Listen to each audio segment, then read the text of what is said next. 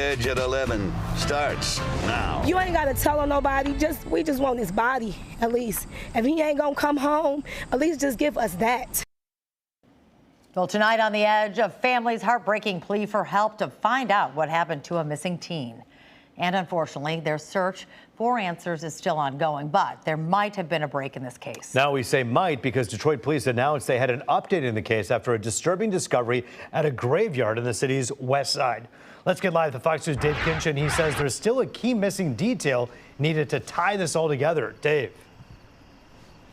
Yeah, ultimately the police, they've been really hoping that if they had that teen's phone that he left at home, they could ping his location. But meantime, let me step out of the way, show you where we are here at this cemetery, Mount Hazel Cemetery on the west side at Lasser and Margarita here. Detroit police called us out to this area saying that they had an update in the search for that missing teen, Lawrence Dowell.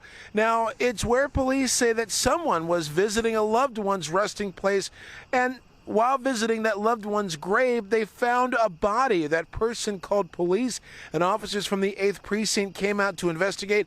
Homicide detectives have not said if this discovery is related to that 15-year-old who has been missing. They did not use his name in the press conference, and they kept the details rather limited. Now, Dowell was last seen 2 days ago getting into a white Dodge Durango. Detectives had been searching a park in the area of Stansbury and Pembroke Thursday afternoon using a K-9 unit as they looked for the teen. Here's what police are saying about this discovery at Mount Hazel Cemetery. And again, they have not made any positive ID on the body found here yet tonight. The individual who we located inside of the cemetery was wearing gloves and what we believe to be some kind of ski mask. We are very early in the investigation into this matter, but at this time, we are investigating this case as a homicide. Again, police waiting on the positive ID from the Wayne County Medical Examiner. Family had been looking frantically, searching for the 15-year-old, a black male with brown eyes, weighing 145 pounds and is 5'7". He was last seen wearing a black jacket, black jogging pants, and black shoes. Also hampering the investigation, as we said, police were told by family that the teen did not leave his phone at home, so they have no way of, or he left it at home, so there was no way to really ping that device and figure out his location at all. So the family's still holding out hope here. And again, police working this case very carefully, not saying a whole lot until they have a lot of things confirmed. Reporting live on the west side, Dave Kinchin on The Edge. Well, the guy didn't have a phone, wearing a ski mask and gloves. It sounds like maybe perhaps he didn't want people to know his location when he left the home. However, any idea how long that individual the body of that person may have been there? Is it going to be hard to identify? That's really a key question. The police did say, the homicide captain did say that this body did have a youthful appearance, appeared to be somebody young. So it seems that maybe it had been more intact, in other words, not there at the cemetery that long, but still a lot of questions for sure. And yeah, to your point, leaving the phone at home, perhaps he wasn't looking for any chance of being discovered. But again, last seen 2 days ago getting into a white Dodge Durango. All right, well, hopefully police will be able to get some more answers with all those circumstances working in their favor. Thanks, Dave. Yep. Well, a man is recovering and a suspect is behind bars tonight after a fight broke out downtown. You can see the heavy police presence there overnight on Michigan Avenue near Cass. The victim says he was walking down the street with friends while a teenager on a scooter was harassing them. The 15-year-old apparently threw the scooter seat, which then sparked a bigger fight. Then someone cut the victim. Officers say he was treated and released. Next thing we know, we heard a lot of gunshots like pop, pop, pop, pop, pop, pop, pop, pop. So everybody jumped on the ground because it was so close. A house shot up not once, but twice, shaking neighbors on Detroit's west side. They say they heard dozens of shots rattle off last night, the bullets piercing windows of a home on Greenview near Grove. Nobody was at home at the time, but an 18-year-old man was wounded in a different shooting on Monday.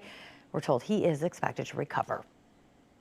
If you out shooting a gun, you don't know if the kid's in the house or whoever in the house, and somebody older lady or older man, kids, anybody, everybody counts. So, put the guns down. Detroit police continue to search for the suspected shooter overnight for tonight. Well, the senior accused of shooting a man in a wheelchair now facing serious charges. And we're told it all stems from a love triangle that took a twisted turn. 78-year-old James Britton is charged with multiple counts of assault with intent to murder and weapons violations. Witnesses at the Sheridan Plaza apartment say Britton was angry that an ex-girlfriend started dating a new man. He's accused of grabbing a gun, then shooting the new boyfriend and 2 others on Tuesday. Well, some of Detroit's most trusted youth organizations say a storm is coming, and one that could strip away vital resources for kids and teens. We're talking about these nonprofits now sitting on a fiscal cliff. Fox News' Lauren Edwards shows us why looming federal cuts have leaders scrambling to protect the young people who depend on them, and so many do. Lauren. Rube, Taryn, when I think of youth organizations and nonprofits, I think of all that they provide, from free meals to after-school programs, mentoring, tutoring, even free pickup basketball games. That's what I remember from my youth, but some of them told me today that they are facing some bleak financial times. And me introduce you to one of them, Alternatives for Girls. That's the one that we spoke with earlier, and they're known for providing shelter for youth facing homelessness, but they say federal funding may be on the chopping block, and they could lose millions of dollars. Monica Woodson of Girl Scouts foresaw all of this happening, and she says the organizations and nonprofits like Alternative for Girls and the Boys and Girls Club and Junior Achievement will definitely feel it, and they'll definitely feel it through their kids when they are impacted through SNAP benefits and health care. And so she got them all together, all the heads of those organizations recently, to encourage one another during these tough times, but to also discuss possible solutions. We started talking over a great lunch and laughs. We talked about some really serious business, and we talked about the impact that we're seeing on the young people, on our young people, and that we could possibly see should all of the cuts that are being proposed come to be. And so the first thing we decided to do was let's co-author an op-ed, and let's ring the alarm. Let's make sure that people know that this is our break the glass moment right here. So they say that, you know, one of their plans is to continue to seek private donations, but she says the public can donate as well. And if you want to know more about that, please head to fox2detroit.com. Link and information is posted. Reporting here in Oakland County, Lauren Edwards on The Edge. Yeah, I think we've all spent a little bit of time at the Boys and Girls Club covering stories there. It's pretty amazing. It's not just a place for young people to go to. It's a place to learn, grow, and thrive. I mean, podcast studios and amazing guest speakers and mentors. It's really home to so many people for growth.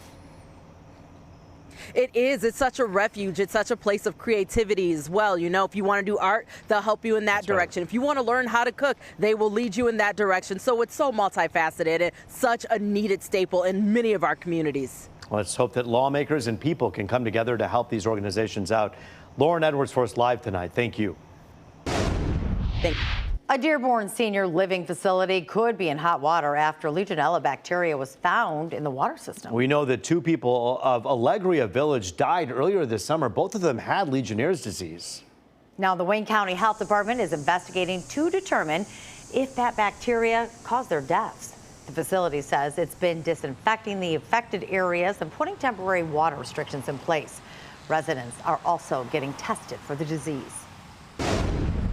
Well, for car lovers, this is a dream come true. They get it. It's a mutual understanding, the roar of the engine doing the talking and speaking volumes. Yeah, but what about the non-car lovers? Maybe they don't get it. Why do people love classic cars? We went to Woodward to find car lovers to put this unspoken language into words.